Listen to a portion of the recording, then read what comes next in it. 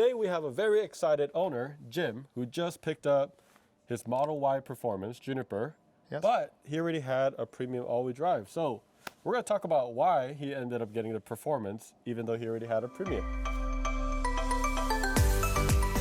So I want to introduce you to Jim, and he's been gracious enough to allow us to design on the car. So we're here in Knoxville, and you are the first Tesla Juniper owner, at least for the Performance, in the Tennessee area, from what I've That's what they told right? me. Right? Yep. Do they tell that to everybody? You never know. Yeah, but I mean, at least in the Facebook group, I haven't heard anybody first else. one, they told me the first, at least in East Tennessee. So whether or not it's the rest of the state, I do not know. But for sure, we got here pretty early. So. Yeah, and it literally started like 3 days ago or 4 days ago, and Jim was one of the first ones to pick up his Performance, and it is absolutely beautiful. And of course, just to kind of give a really, really quick overview, we have the premium all-wheel drive here, and you just got this around... I got this in May. May, so it hasn't been that long, and it came out roughly April, right? We got ours, what, April, I think, for the launch edition, so yours came out a little bit after that. And then this was picked up literally 3 days ago. So look, all in all, the differences is pretty subtle, right? I think if you have someone that doesn't really know the Tesla, they're gonna be like, okay, that's the same car, but underneath it, it's really not. And you got the bumper that's actually slightly different. You got this little piano black accents in the bottom. And of course, you got this, I love these wheels. This is called the Arachnids 2.0. The Model S used to have the Arachnids, right? Yep. And then of course it has the piano black accents as well on the mirror. And then when you go to the back, you can see the rear bumper right here has a little bit of a more aggressive stance and a look. And then of course it has a different diffuser as well. On the back. So I think the biggest question for me is, why did you end up getting like the... A couple of reasons. One, after I bought the all-wheel drive, really loved it, loved the FSD. And quite frankly, originally I had wanted to get the Performance from the get-go, but it wasn't available. And so at the time, this was available and it was pretty good. And so we picked this up.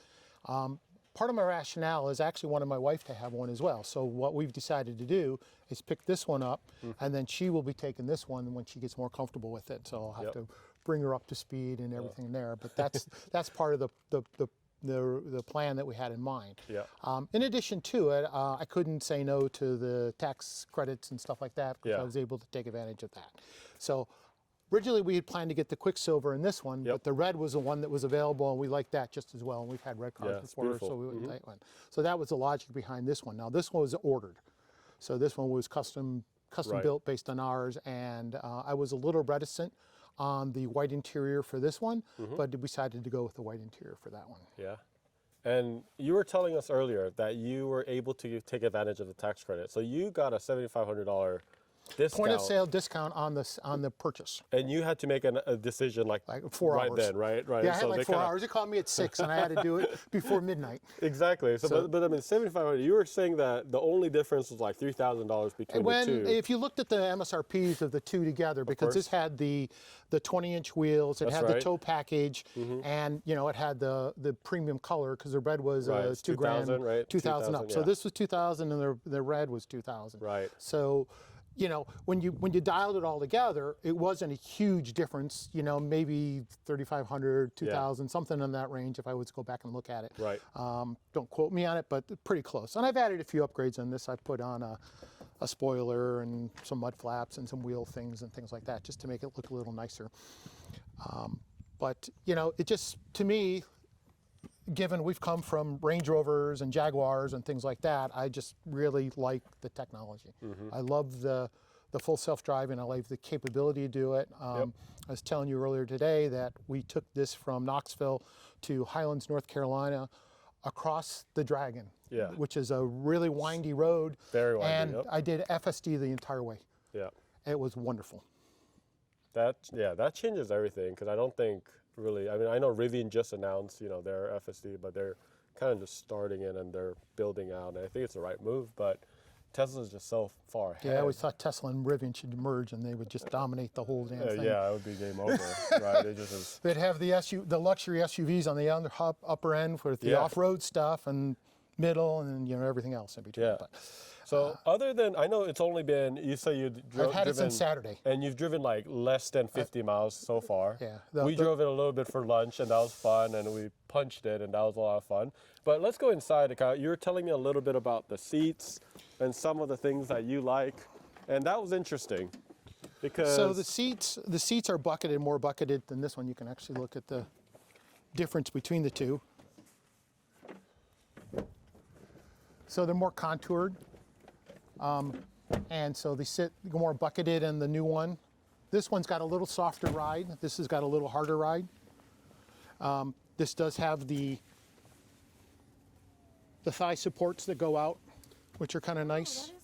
And I like this because we were talking about earlier, something like the Jaguars, or they stand out, they push out as opposed to roll out. Yeah, this one's a rollout. So if you saw, it's a little bit more subtle, but I could tell the difference. This is pretty. A performance logo, very similar to the launch edition. However, like it has a bucket seat like this, and it feels a lot. It cups you. I mean, when we're punching and we're kind of going around the corners and stuff, it really kind of like keeps you in. And some of the subtle differences, they used carbon fiber here, and they got the vegan leather on here versus the suede on this one. So this has got the suede. Not to take away from this one, but it's just got a different feel to it. Yeah.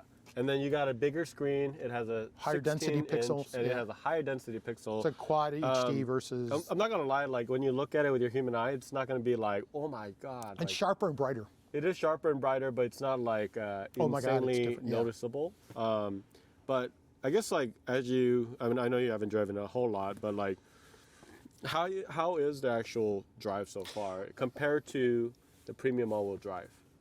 This has two modes to it. It's got a sport mode, and then it's got a standard mode. And the standard is a little bit stiffer than the all-wheel drive, but maybe 10 or 20% stiffer. Whereas maybe you get 30% when you get to the sport mode. So you'll feel a little bit more bumps. Could be partially for the 21-inch tires versus the 20. Yep. And from what I understand, reading some of the trades, is that on the corners, less rocking. Yeah. So, because it's supposed to have adaptive, right? Yeah. So it's supposed to kind of adapt to whatever you put it through. Very happy with this one. Yep. This was a little bit of a step up. Also, like I said, part of it was the decision as to the color. We love the color too. So that's the other action. And, I joke in some of the, you can get two of these for the price of the one of the luxury ones. Yeah. If you compare this with like a Range Rover Sport or, some of the higher end ones, literally it's two for the price of one. And no maintenance. Yeah, low maintenance. I don't know I don't know if it's no maintenance, but it's going to be probably lower maintenance, I think. So for sure. Just getting used to it. I was a little hesitant on the white, but I said, what the heck? Yep. I don't have any young kids anymore, so I'm going to give it a run. And I like how the gray and the white come together, or the silver.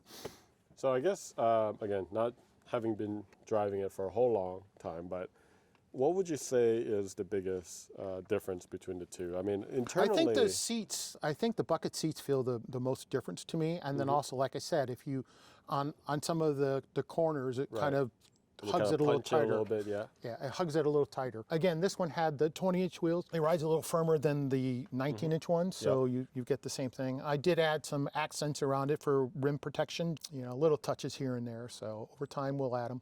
Yeah. Again, I'm a recent convert.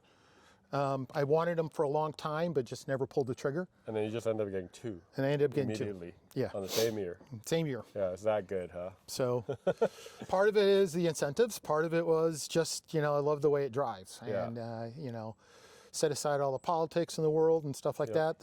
They're good cars. It's a fun car. Yeah. So I guess the question that we want to answer in this video is if someone watching is looking to get a premium all-wheel drive or a performance, what would your advice be so far for those people? Oh, that's hard to say, but I would really come down to the point of, if it's more for a weekend tour around the city, all-wheel drive probably will meet your needs. If you like to hit a little bit of the curves and you want to do a little bit of punching now and again, obviously the performance is going to give you that extra feature. Yeah, but this isn't that much slower, right? No, I don't think so. It's like 3.4. Doesn't have the boost on it, so it's like 4.6 seconds, 0 to 60. So Still not bad. it's, or maybe 5. It's top end at 130 or something like this, Right. where this goes like 155. Yeah. Not that I'll ever get to that. Yeah, just So- don't Right. say it on camera, Right, right? right. We never do that. Never get it to. Yeah. Well, thanks, Jim. Again, congratulations. And we're gonna convert this Quicksilver to something else back later in January. So you're gonna come see us again in Chattanooga. Yep. We'll And, take a trip down to Chattanooga and we'll add some personality to it. Let's go. So make sure you click on that subscribe button for more content like this.